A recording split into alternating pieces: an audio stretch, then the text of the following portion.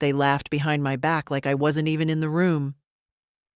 "She can't even read without her glasses," I heard Lauren say. "She just signs whatever we hand her." I was standing just outside the kitchen, one hand on the doorway. They knew I was there. They just didn't care. I'd misplaced my glasses again that morning. The good ones, with the brown frame and prescription strong enough to stop a train. I'd asked Michael if he'd seen them. He barely looked up from his phone. "Try not to lose them next time, Mom." Then Lauren chimed in with her usual, "You've got that other pair, don't you? The one with the crack?" The crack was a scratch that ran across the left lens like a hairline fracture in ice. I could barely read the microwave clock through them, let alone anything with print smaller than a billboard. They had no idea I heard them laughing. Or maybe they did. Either way, that was the moment something in me shifted. I didn't say anything. I just turned around and went back to my room. I sat down on the edge of the bed, looking at the soft pink quilt I'd sewn by hand 15 years ago. It was starting to fray along the edges. Like me. When did I become a joke in my own house? I wasn't always like this. I taught literature at Hartford High for 38 years. I taught seniors, the hard ones, the ones who hated Shakespeare and wanted nothing more than to graduate and forget my name. But I got through to them. I always did. I saw things in them no one else saw. And now here I was, a blind old woman being laughed at in the hallway by her daughter-in-law. The house used to be mine. Michael grew up in it, scraped his knees on this floor, spilled juice on these carpets. After Peter passed, I stayed here alone for 5 years. I kept the garden going. I shoveled my own snow. I even fixed the damn washing machine with a YouTube tutorial and a butter knife. But then, Michael started coming around more often, and Lauren too, and they said all the right things. "You shouldn't be alone in this big house. Think of the bills, Mom. We'll help manage everything. Just sign a few things for the taxes." That was 3 years ago. I remember the day I signed the documents. I didn't have my glasses then either. I told myself it didn't matter. I trusted them. My son. My own son. Now Lauren kept the keys. I had to ask her if I wanted to use the car. Michael handled my prescriptions. I hadn't seen a bank statement in 2 years. And when my reading glasses disappeared, somehow no one could remember where they went. I stood up from the bed and walked to the small writing desk by the window. It still held my old stationery, a dried-up fountain pen, and a stack of mail. Most of it junk. But tucked between the pages of an old grocery flyer was something thicker, yellowed, folded twice, paper soft from age. It was a photocopy of something. I squinted, holding it to the light. Conveyance of property. Hartford County Registry. My name, Michael's name, Lauren's. I could make out the signature at the bottom. Mine. I grabbed the cracked lens glasses from the nightstand and shoved them on. The scratch cut right across the type, but I could still see it.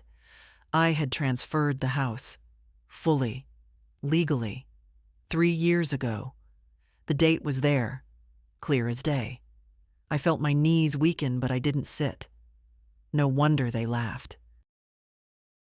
No wonder they never wanted me to read anything. I wasn't just some forgetful old woman in their way. I was a tenant. In the house I bought. In the house I raised my son in. I was a blind woman signing her own erasure. I folded the paper and put it in the pocket of my cardigan. The laughter from the kitchen had stopped. The dishwasher had started humming. Life, for them, went on. But something was about to change. And not just the glasses.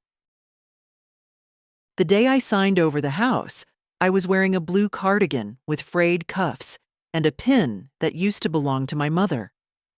I remember because Lauren complimented it, said it looked charming and old-fashioned, the way people say something they would never wear. Michael had come in with a folder and a ballpoint pen.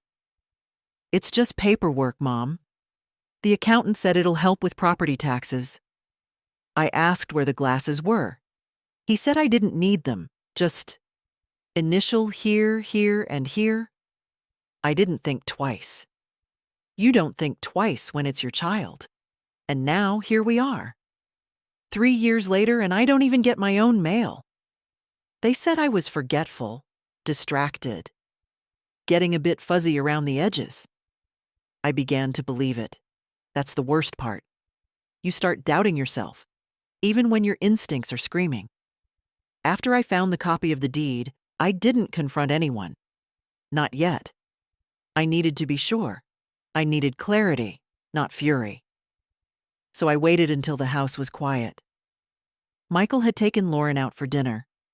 They do that often now, little dates while I stay home and rest. I crept into the study. It used to be my reading room. Now it's Michael's office, full of screens and files and things I'm not supposed to touch. The filing cabinet wasn't locked. Why would it be? Who'd imagine the blind old woman would go snooping? I pulled open the bottom drawer, the one he always shuts quickly when I walk by.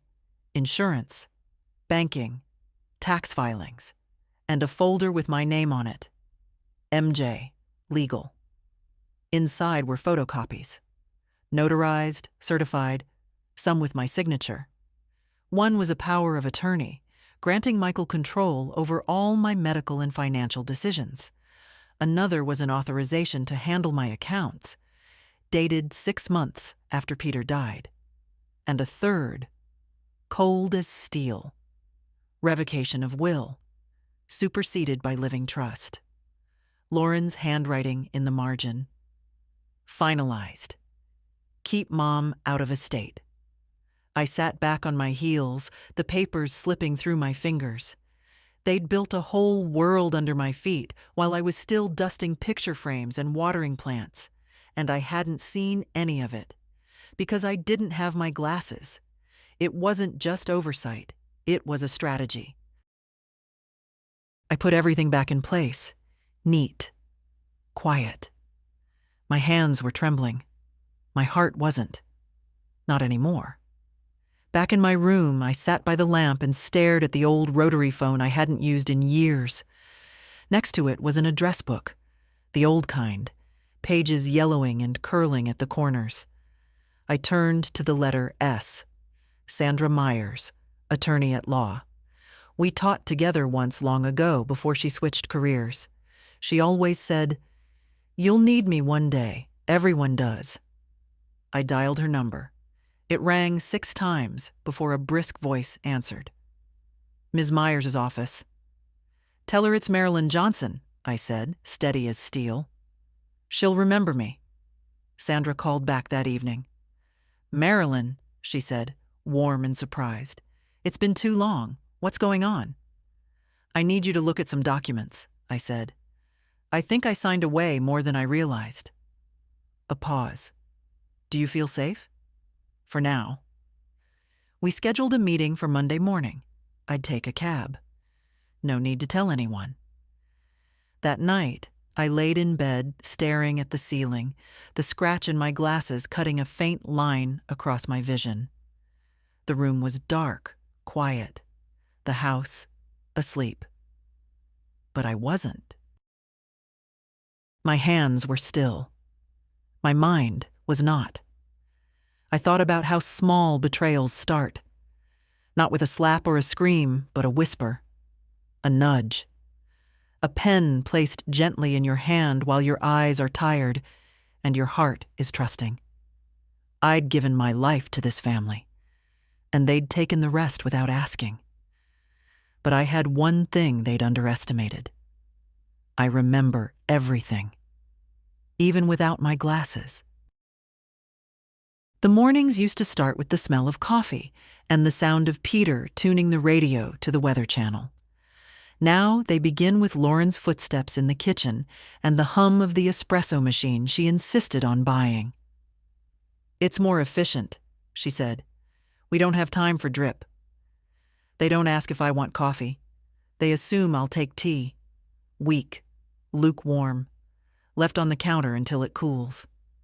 That Sunday, no one spoke to me until noon. Michael was in his office.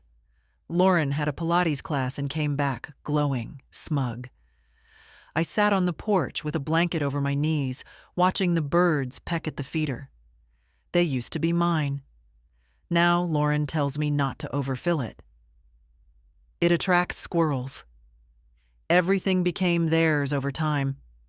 It's hard to pinpoint when exactly I stopped being someone they spoke with and became someone they spoke around. Like I wasn't there.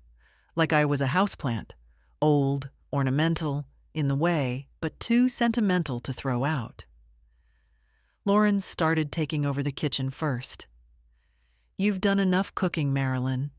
Let us take care of you." At first, it sounded kind. Until "take care of you" turned into "don't touch the groceries." "I've already planned the meals. Why don't you sit down, Marilyn, and let me handle things?" Then they rearranged the living room, packed up my old photo albums, moved the antique lamp to the attic, replaced Peter's chair with a leather recliner Michael found online. I came back from a dental appointment, and my house was unrecognizable. Lauren smiled. "Surprise! We did a refresh. Don't you just love it?"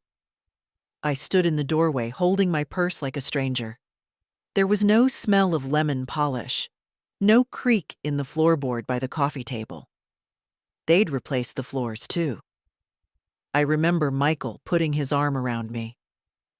"It was time for an update, Mom. We're in a new chapter now." New for them. For me, it was the slow erasure of everything I had built. Even the mail. Lauren started sorting it. "It's easier if I just filter out the junk," she said. But she kept everything, even letters addressed to me. Once I found a sealed envelope on the kitchen table, my name on it. A card from an old student, Thomas Langdon. He'd tracked me down after 20 years to say thank you for believing in him. I'd never have seen it if I hadn't been looking for the salt. Michael dismissed it. "What's the big deal? You got it, didn't you?" It was always like that. Everything framed as kindness. Every restriction painted as care. Even the bathroom drawer had changed. Lauren organized my medications. I used to write my own schedules. Now I take whatever pill she hands me, trusting the color matches the memory. "You're still sharp," she said once, handing me a cup of water. "But just in case." Just in case. That phrase again. It had become a cage. When I asked about my bank statements, Michael said, "We moved everything online. It's safer that way." Too much fraud targeting seniors? I hadn't logged into my bank in over 2 years. He told me not to worry. "You're protected." I used to be a woman who handled everything: bills, taxes, repairs, appointments. Now I was an aging shadow, told when to sit, when to eat, when to be silent. But the worst was when Lauren laughed at me in front of the kids. Her nieces had come for Thanksgiving. She told them I had old lady moments. Then she whispered something, and they giggled. I remember sitting at the end of the table, carving turkey for a plate no one touched, while they toasted each other with wine I wasn't allowed to pour. I wasn't asked to say grace. I wasn't even mentioned in the toasts. And when I cleared my plate and quietly left the room, no one followed. They think I'm harmless. They think I've forgotten how to fight. But I see everything, even without clear vision. And Sandra Myers has an appointment set for tomorrow. I may not get everything back, but I'll get myself back. I woke up before dawn. Not because of the arthritis or the usual groaning of the floorboards, but because I had something to do. I sat on the edge of the bed, waiting for the house to stay still. Lauren and Michael never stirred before 7:30. She needed her 8 hours, and he never started his day without a protein shake and at least 20 minutes of silence. That gave me a window. I dressed slowly. Slacks, blouse, cardigan. The same clothes they said made me look dated. I liked that word. Dated things endure. Trendy ones vanish. I didn't tell anyone I was going out. Just took my old leather handbag, the one with the little tear inside the lining, just big enough to hide what mattered. I slipped the copy of the property transfer document inside and closed the clasp. By 6:15, I was waiting for the cab at the end of the driveway. I didn't want Lauren watching from the kitchen window, her eyes narrow behind the glass, wondering where I was going and why I hadn't asked permission. The cab smelled faintly of cinnamon and dust. The driver was a young woman with chipped blue nail polish and music playing too low to recognize. "Downtown?" she asked. "Main and Trenton. Law office above the flower shop." She nodded and pulled away from the curb, not asking more. I appreciated that. As we drove, I saw my city. The one I used to walk through with Peter. The one where Michael took his first steps. The one I gave my working years to. Change in front of me. Shiny new condos. Coffee shops with names in lowercase letters. It all looked like a place built for people who hadn't lived long enough to lose anything. The office door still had Sandra Meyer's name on the glass. The same gold lettering. The same stubborn smudge in the bottom corner. When she opened the door and saw me, she smiled. Not the polite kind you give old acquaintances, but the warm, surprised kind that sits behind the eyes. "Marilyn," she said, pulling me in, "you look exactly the same." "Liar," I said, smiling back. She poured me real coffee. Not espresso foam or oat milk nonsense. Just hot, dark, strong coffee in a chipped mug that read, "Trust me, I'm a lawyer." We sat. I pulled the paper from my bag and unfolded it on her desk. She read silently, eyebrows slowly lifting. "You signed this without legal counsel?" she asked. I didn't have my glasses. Sandra exhaled. "Marilyn, this document gives them full title. You're not listed as a co-owner. You have no legal standing in the property, not even tenancy protections." I nodded. I had suspected as much, but it was different hearing it said aloud. "There's more," I said, and I told her everything. The power of attorney, the financial silence, the things I'd found in Michael's filing cabinet. Sandra didn't interrupt. She didn't gasp. She just listened, took notes, asked precise questions. "Do you feel pressured, afraid, unsafe?" "No," I said. "Not afraid, just erased." Her face softened. "That's harder to prove, but we can build something." She laid out a plan in calm, clear terms. We'd file to revoke the power of attorney. We'd request full access to my financial records. We'd initiate a petition to reclaim residents' rights, if not ownership, then tenancy with legal footing. "And the will?" I asked. Sandra looked at me carefully. "Do you want to change it?" "Yes," I said. "They'll get nothing, not after this." "I want everything to go to my granddaughter, Alice." "Alice?" "She's the only one who asks how I feel, without expecting an envelope afterward." Sandra smiled again. "I'll prepare the paperwork."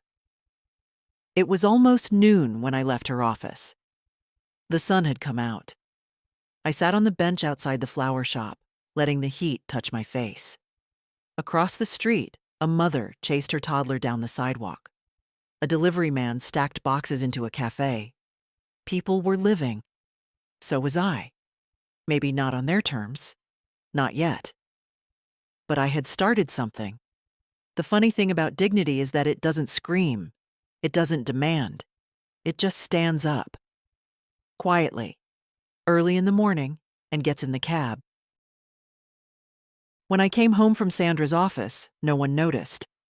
Lauren was on the phone in the kitchen, pacing and nodding to someone who wasn't there.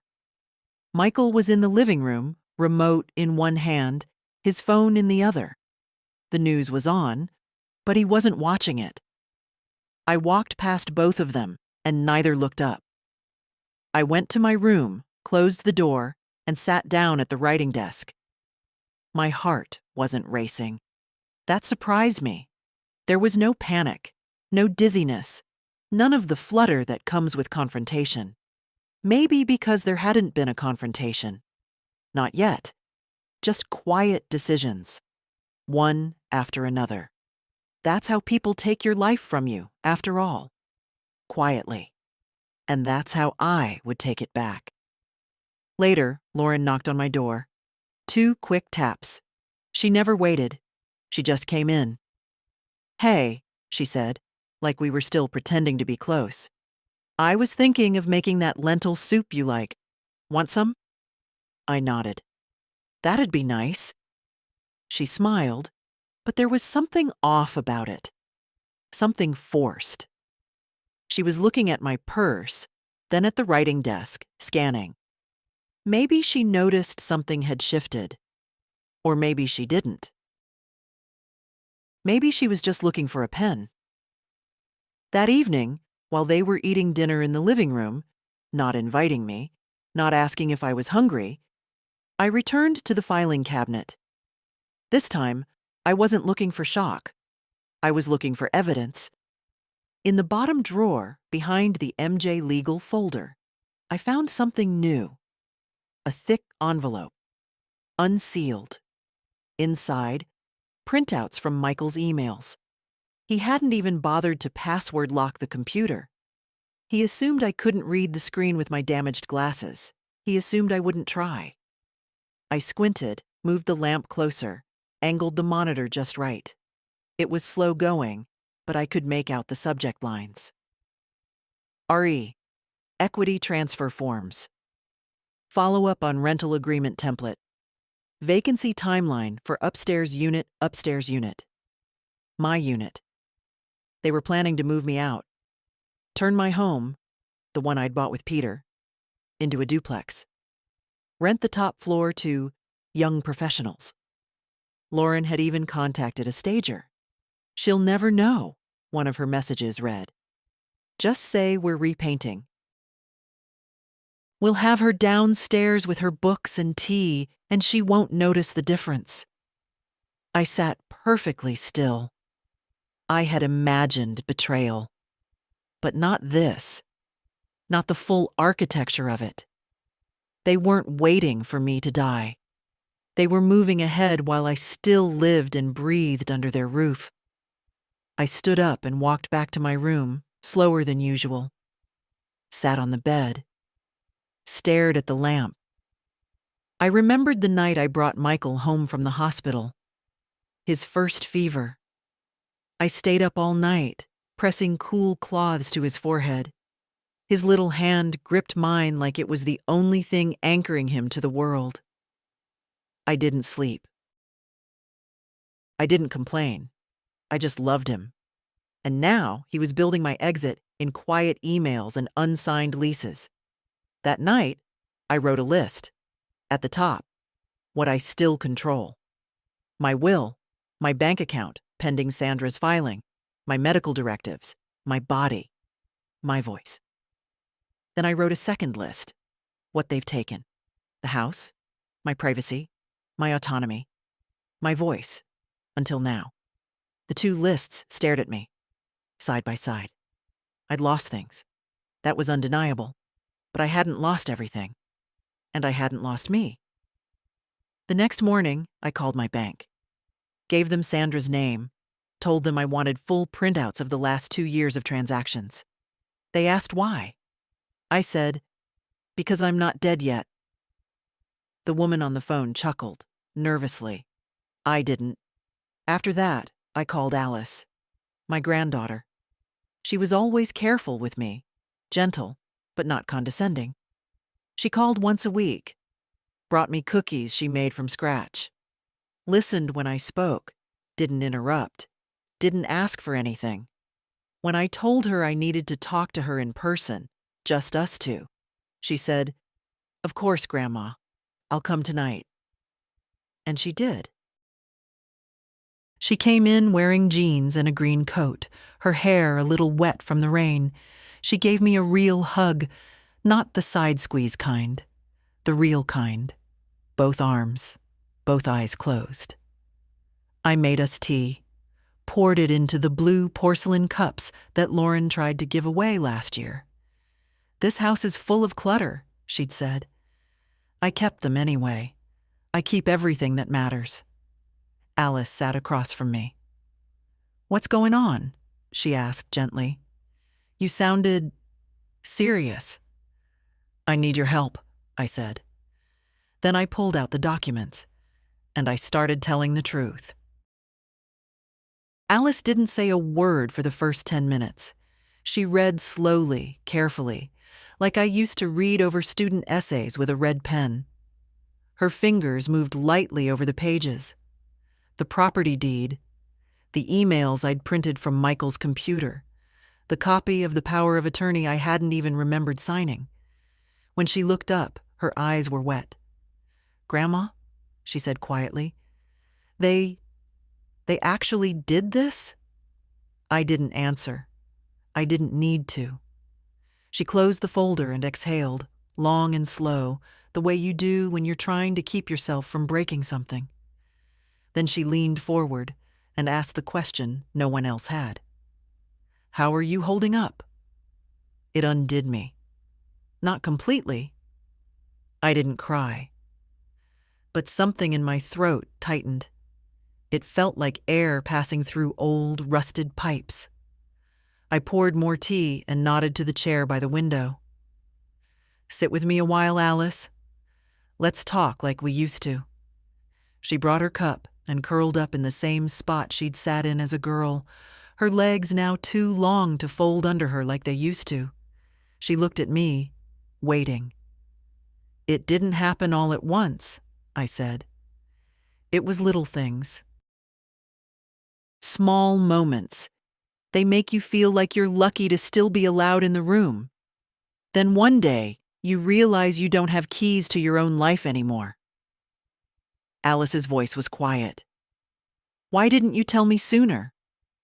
I smiled. "Because shame is sneaky. It tells you it's your fault, that you're being dramatic, that maybe you did misplace those glasses, maybe you did forget the terms of that paper, maybe you are in the way."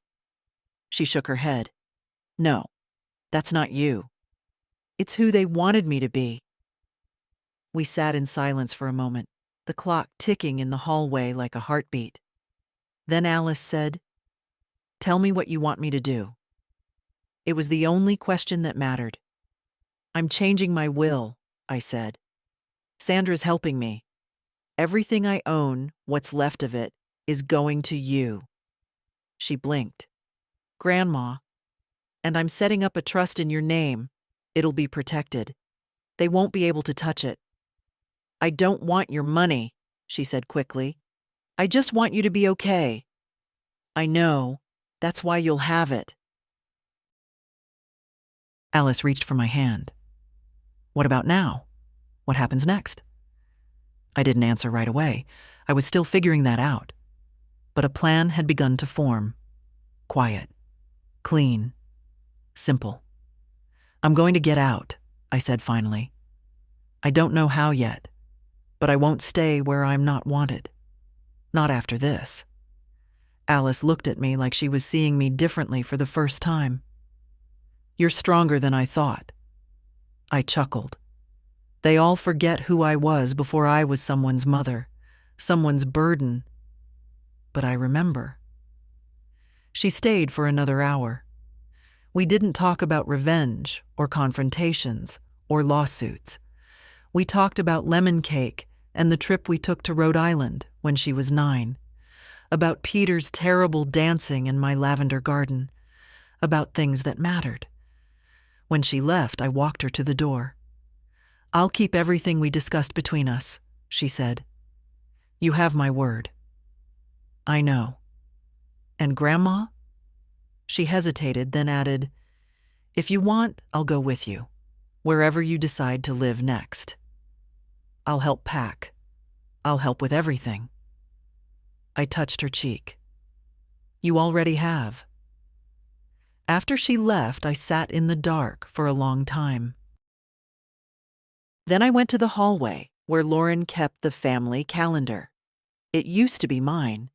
Now it was covered in appointments, color-coded tabs, and stickers that said things like meeting and girls' night.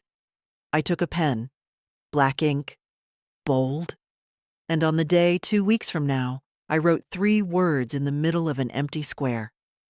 "Move out begins." No exclamation point, no decoration, just a quiet promise. To myself. The next few days passed like smoke. Silent, thin, easy to miss unless you knew how to pay attention. Lauren was busy planning a garden party. I heard her on the phone with the caterer. Yes, 30 guests. Yes, gluten-free options. No, my mother-in-law won't be involved. She's not, well, not well. She said it so casually, like discussing the weather. Michael didn't say much at all. He never did anymore, unless it was about money or errands. He treated me like a ghost he was obligated to speak to, just in case the will hadn't been updated yet. If only he knew. Sandra had moved fast.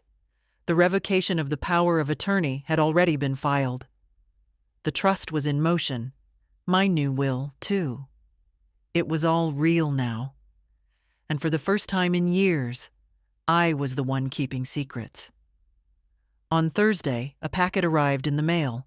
It was addressed to me, but Lauren had already opened it by the time I found it in the kitchen. "Oh," she said, holding the envelope like it was wet. "This came for you. Something from a law office?" She handed it to me slowly, eyes sharp with curiosity. "Thank you," I said, calmly taking it and walking away. I could feel her watching me down the hall. She didn't ask what it was. Not yet. She would later. But by then, it would be too late. Back in my room, I opened the envelope. Inside were copies of all the updated documents, neatly arranged and clipped together with Sandra's crisp handwriting.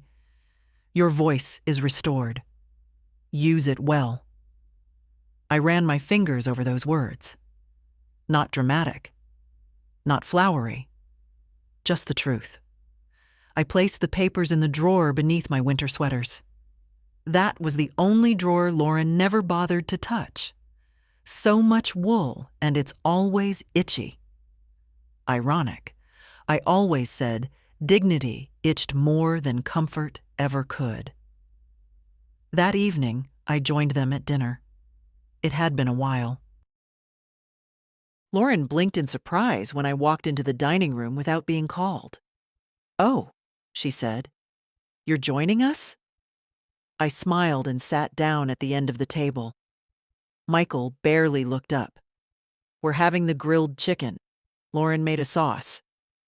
"It smells lovely," I said, placing the napkin in my lap. "And I'm feeling more present lately. Thought I'd celebrate." They didn't ask what I meant, but I saw it. The flicker in Lauren's eyes, the slight hesitation in Michael's fork midair. They knew something had shifted. They just didn't know what. After dinner, Lauren stayed to clean up. I waited in the hallway. When she passed me on her way to the laundry room, I said, "Thank you for not throwing out my winter sweaters." She froze for a split second. "Of course. I figured you'd want them." I nodded. "There's a lot I want." That night, I called the moving company.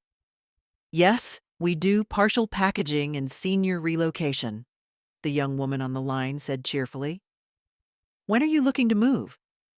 2 weeks from today, I replied. Quietly. Morning. No fuss. And where to, ma'am? I gave her the address of the small rental Sandra had helped me secure.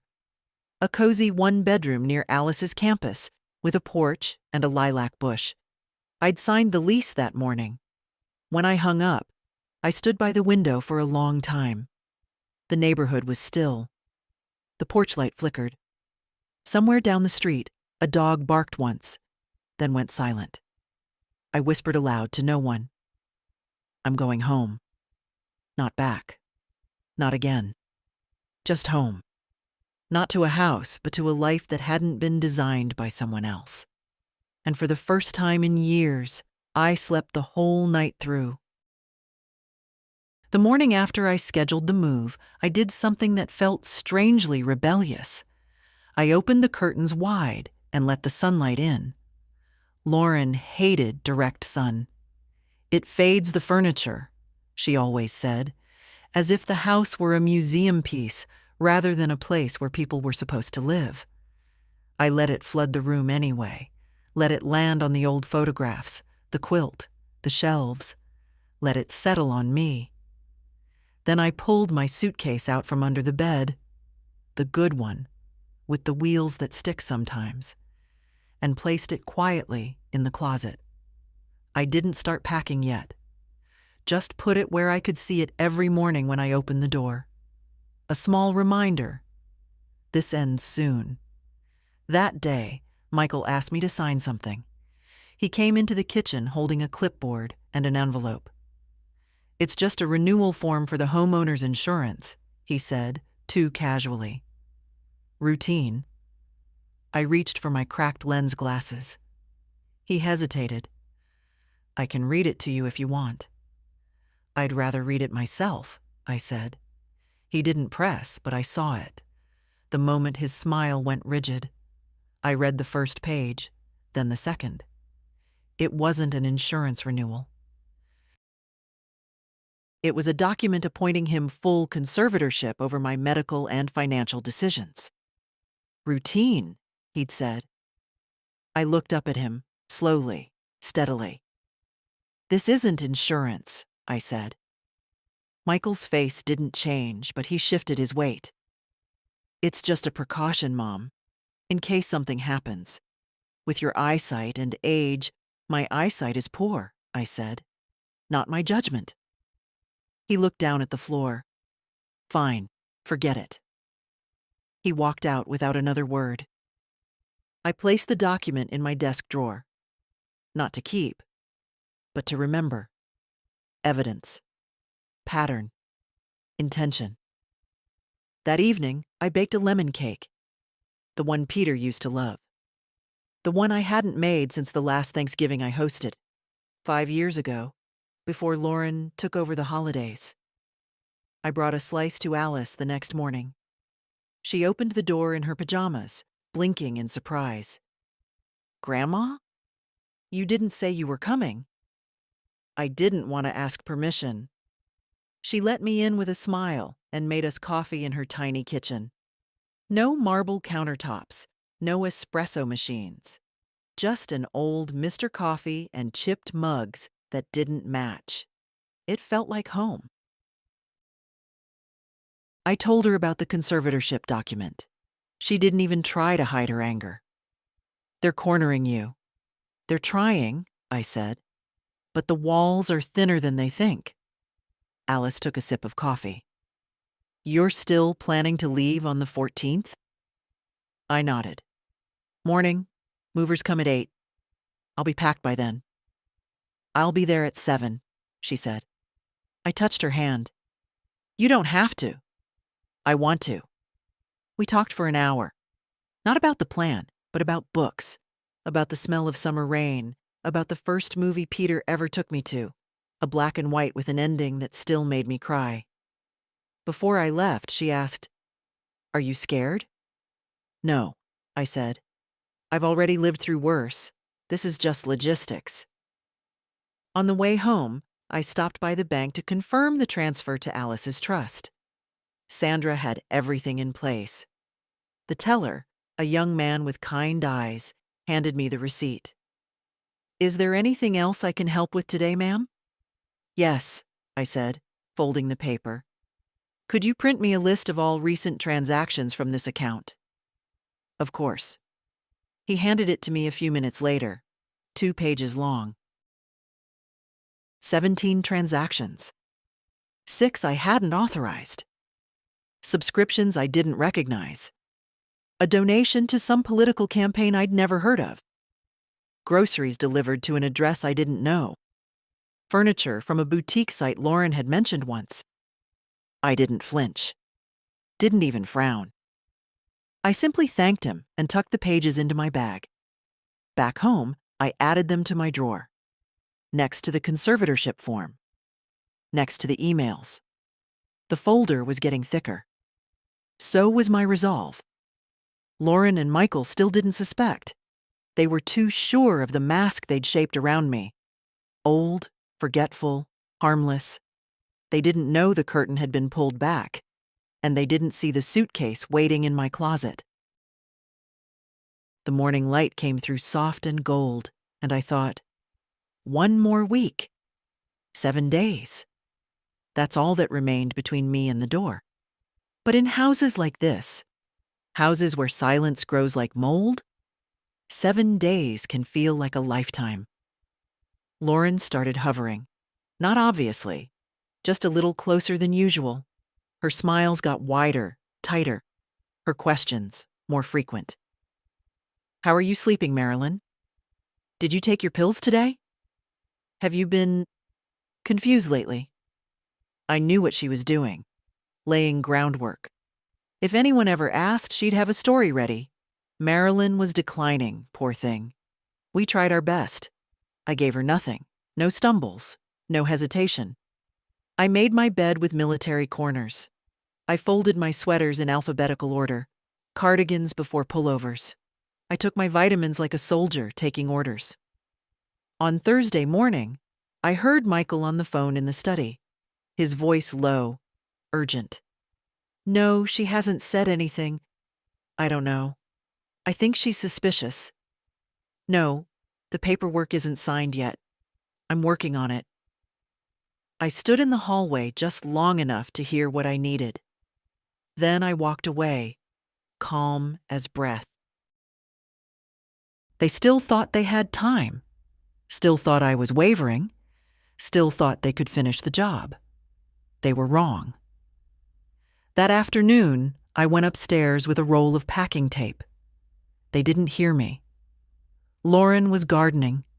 Michael was vacuuming his office like someone expecting guests. The upper floor hadn't been touched since they moved in. When I opened the cedar chest in the spare room, the smell hit me. Old paper, dry lavender, dust, and time. Inside, my journals. 40 years of them. Spiral-bound, some yellowed with age, some still sharp with ink.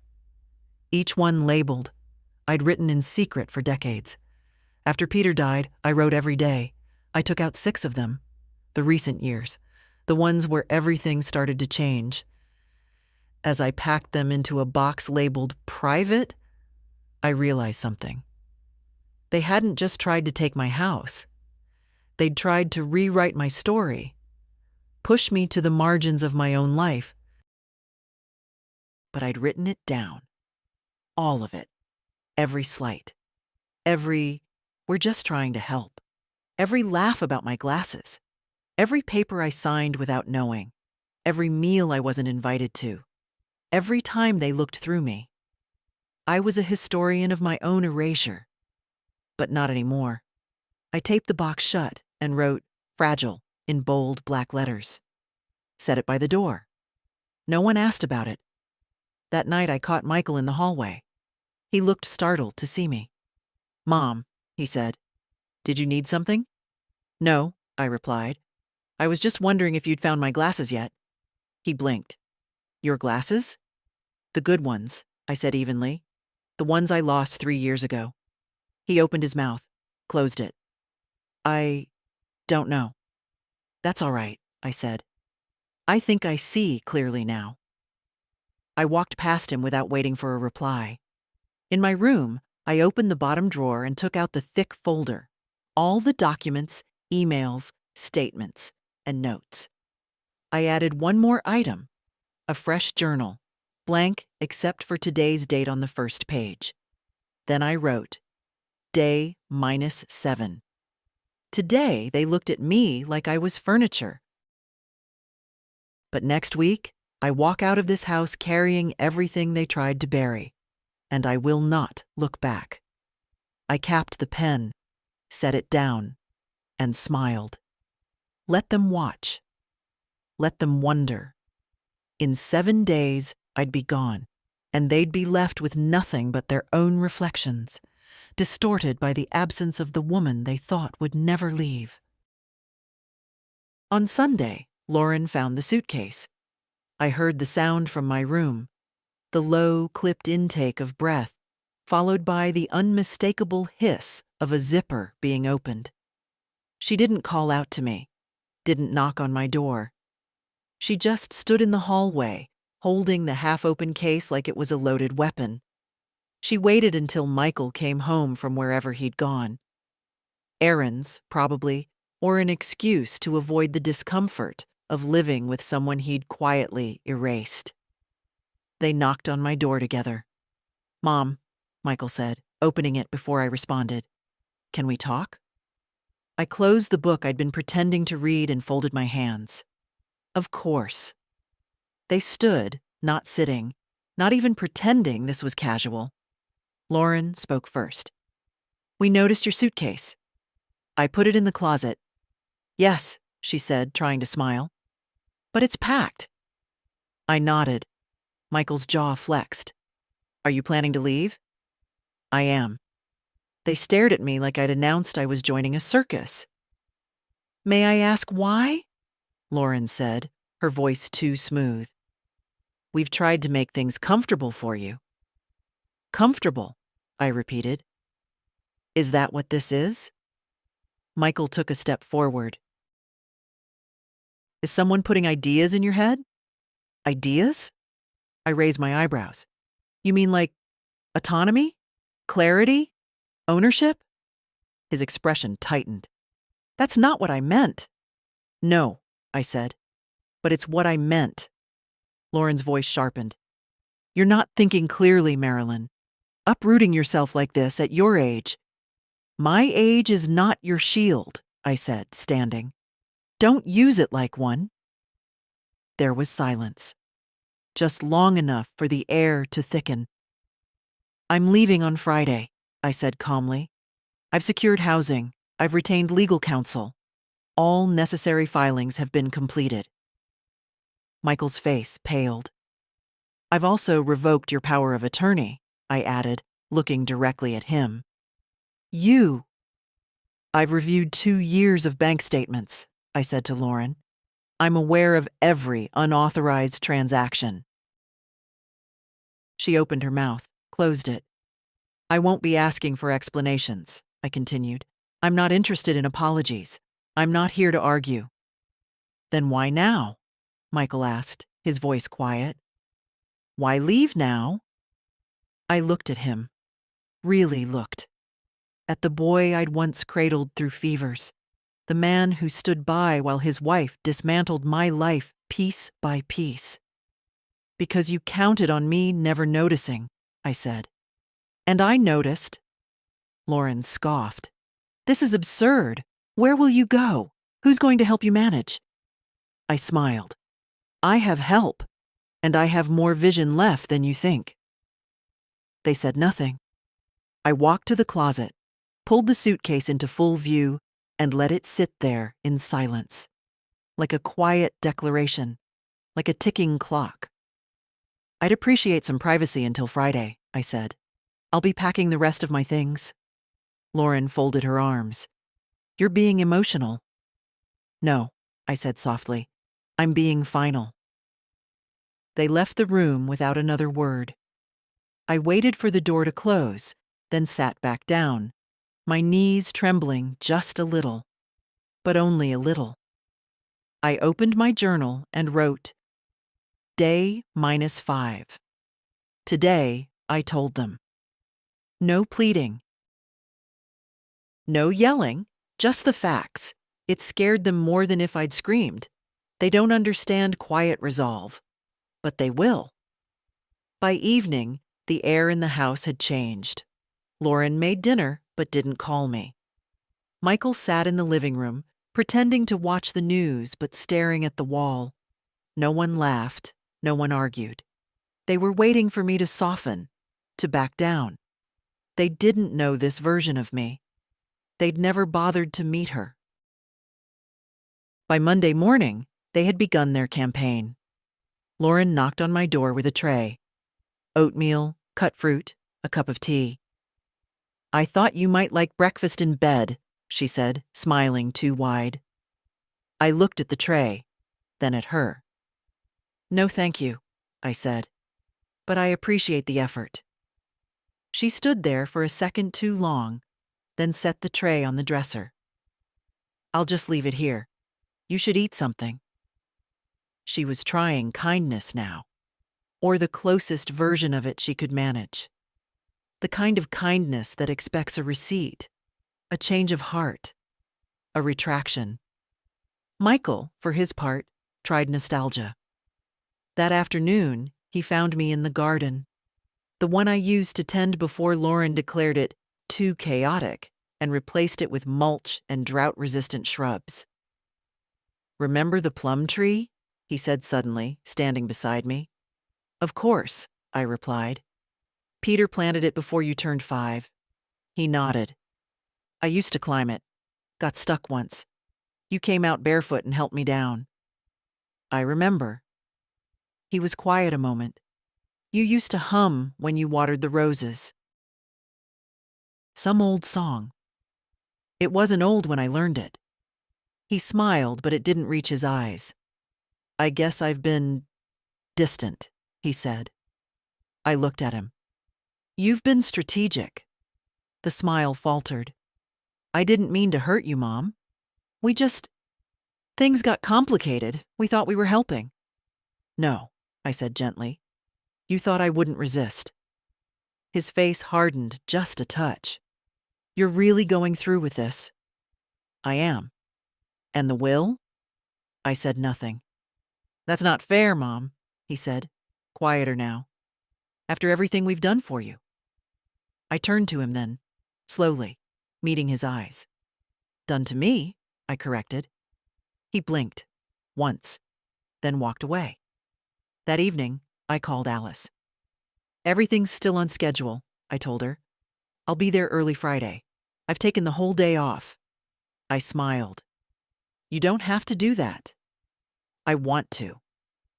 We stayed on the phone longer than usual, talking about her classes, her neighbor's loud dog, the pie she'd tried to make and burned. It felt good, real, not wrapped in guilt or transaction.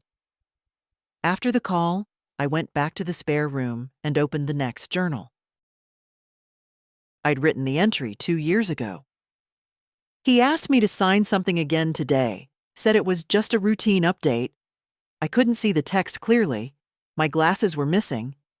Again. I signed anyway. I didn't ask questions. I'm starting to feel outside myself. I closed the journal slowly. That woman was still me, but I wasn't her anymore. Before bed, I opened my current journal and wrote, Day -4. They've begun their performance, breakfast trays, garden memories, soft voices. It's not regret. It's panic dressed up as affection. They fear losing control more than they ever feared losing me. The next morning, I would begin packing in earnest. Books first, then linens, then the pictures they tried to hide in a box labeled seasonal decor. Each item I packed wasn't just a thing. It was a thread of memory I was pulling back into my own hands, and I wasn't leaving a single one behind. By Wednesday morning, the house had gone quiet. Not peaceful, calculated. Lauren no longer knocked. Michael didn't linger in hallways. Meals arrived on time but without a word, like offerings placed before an indifferent god. I stopped opening the lids. They were conserving energy, waiting for me to falter. But I had already packed the photographs, every last one.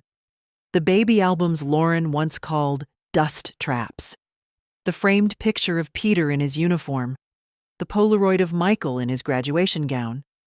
The one he used to say was his lucky charm. I wrapped each in soft towels and placed them in the deepest box, labeled kitchen, in large black letters. Let them dig if they wanted. They'd never find them. By Thursday, the last of the books were gone from the shelves. The good teacups, the ones Lauren said didn't match the new aesthetic, had been carefully wrapped and packed.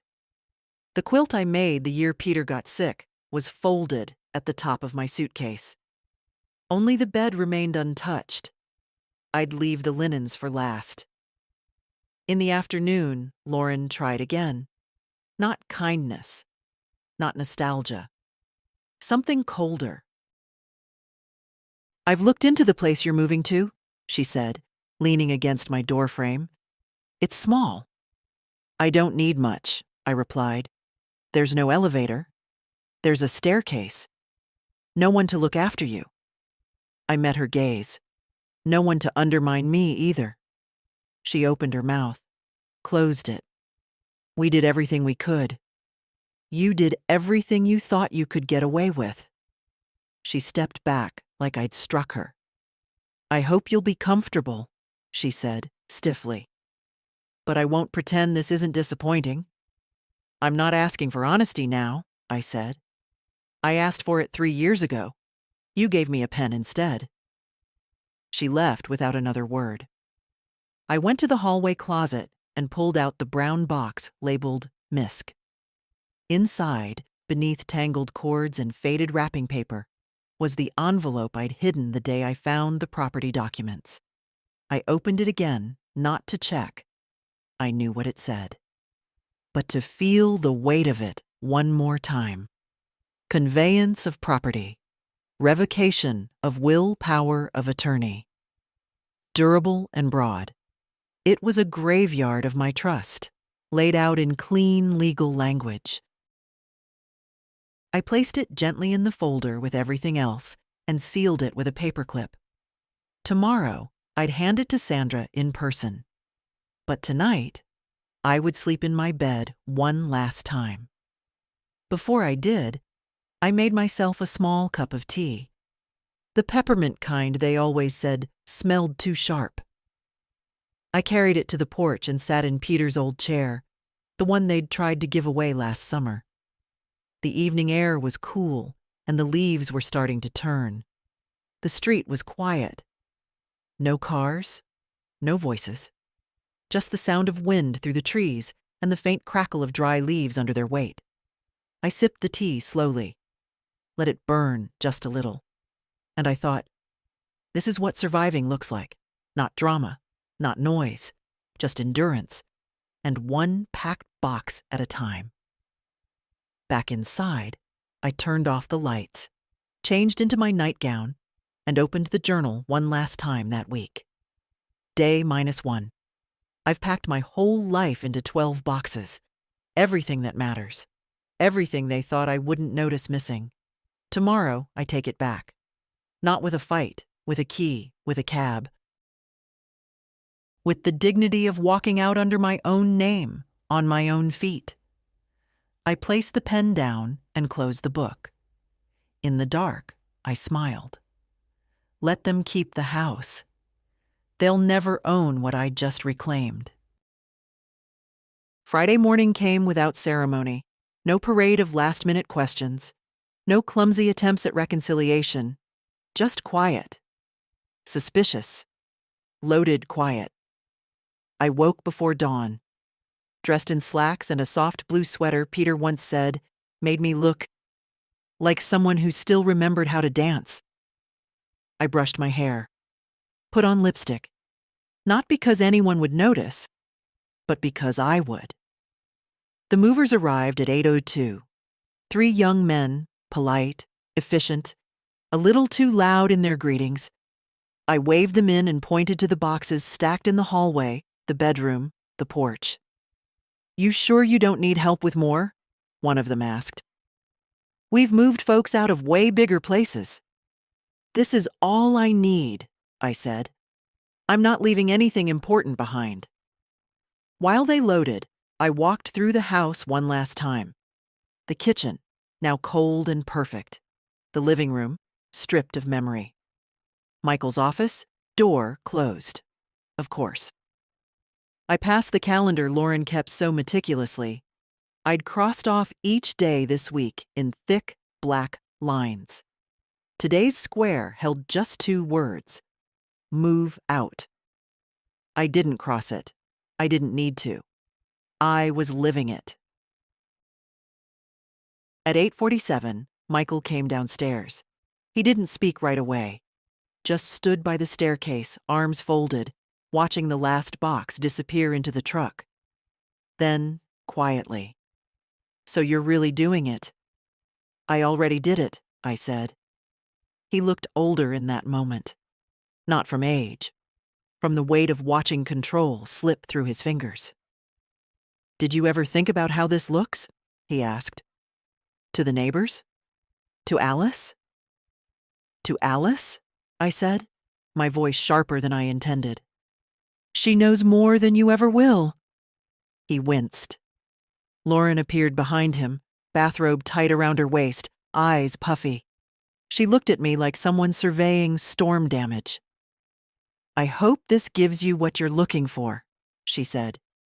"It already has," I replied. The truck was full. The doors were closed. I picked up my handbag, the same one I'd carried the day I first went to Sandra's office, and walked to the door. "I left a letter on the kitchen counter," I said, without turning around. "What kind of letter?" Michael asked, cautious. "Not a goodbye, not a thank you, just the truth." Then I opened the door. Outside, the morning was bright. Alice was already there, leaning against her car, holding a thermos and smiling like the sun was something she carried in her pocket. I walked to her. She took my hand. "You okay?" she asked. "I am now." She opened the passenger door. I climbed in without help. She didn't offer. She knew I didn't need it. As we pulled away, I looked once at the house. Not to mourn it. Not to regret. Just to remember how it looked the day I stopped waiting for someone else to let me live. Alice reached across and gently rested her hand on mine. "You did it," she whispered. "No," I said. I remembered how. The truck followed behind us like a quiet exclamation mark.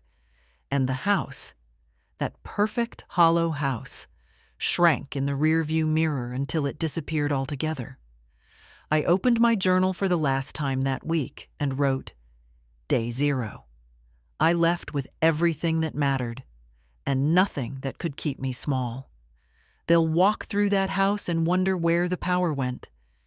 It walked out the front door wearing blue lipstick and carrying a life they thought they'd buried. Let them sit with the silence I left behind. I closed the book. And I did not look back. The new place was small, yes, but it didn't apologize for it. 1 bedroom, 1 bath, windows that faced a line of trees instead of a fence. The floors creaked in the corners, the heater groaned when it started, and the kitchen smelled faintly of old lemon oil and quiet. I loved it immediately. Alice helped me unpack the first 3 boxes. Books first, of course. Then the quilt.